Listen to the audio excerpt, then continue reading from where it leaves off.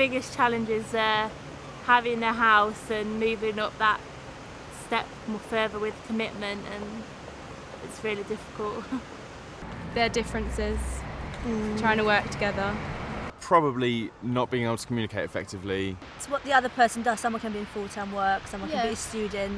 And also, if you don't live in the same place as well, that can be a bit of a problem. Dealing with, financial issues, with money, with just problems that appear on a daily basis.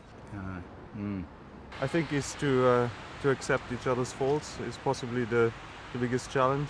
Getting used to people's bad habits and things like that. I think it's to try to keep it like it was at the first time. I mean, in the first couple of months, because it's always the best moments, I think. It's kind of hard to have a relationship, especially if you're in the same kind of like school or college or wherever you're at. It's kind of difficult, especially if it's like mixing up like the cliques, as it were. Yeah. It's difficult differentiating between time you spend with that person and time you spend with your friends, getting into the difference between those groups, having to be a different person for different people. Commitment, maybe. Or if you have different goals, different aspirations. A lot of outside influence now, I think, can help split a couple.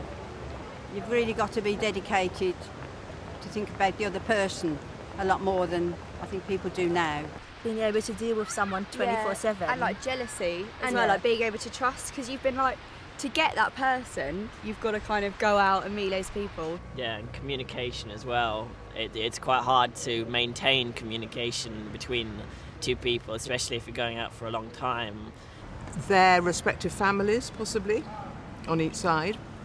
It's like being independent as well, and then the person's like, spend some time with me, but you kind of want to spend time with your friends and you want to spend time with your family and stuff like that. That might be an issue as well.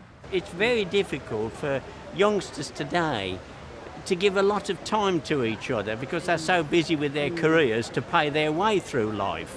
And if you're struggling to have a career, to earn money, to pay an enormous mortgage, which would frighten the life out of us, I think that's difficult, where we've been able to spend a lot of time with each other. And I think spending time with each other is a good way to make a solid relationship. Every relationship I've ever been in, there's always been like a period where both people are they've got momentum and they want to help each other, they want to do things for each other, and they don't mind travelling or any expenses, anything like that.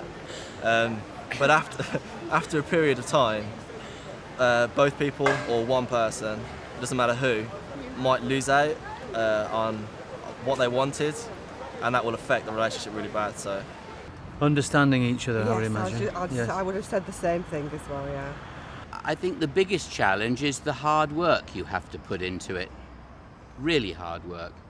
I think the issue of compromise is quite a big challenge, because with two people there are always going to be differing opinions, differing views, and you're always going to want different things, and the fact that you have to overcome that is always a real challenge, always a real difficulty, especially if there's a kind of a real difference in your opinions.